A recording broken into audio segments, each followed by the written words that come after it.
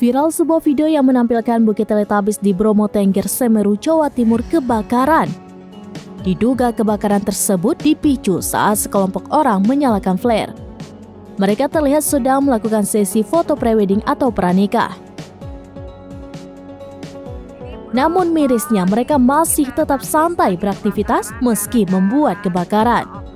Diketahui video itu diunggah oleh akun X atau Twitter @anomharia.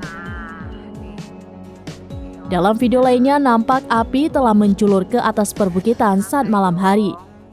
Hingga saat ini pihak Balai Besar Taman Nasional Bromo Tengger Semeru belum buka suara.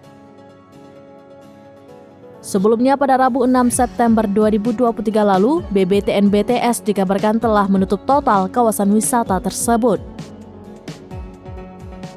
Hal itu disebabkan adanya kebakaran hutan yang terjadi di blok Savana Lembah Watangan atau Bukit Teletubbies.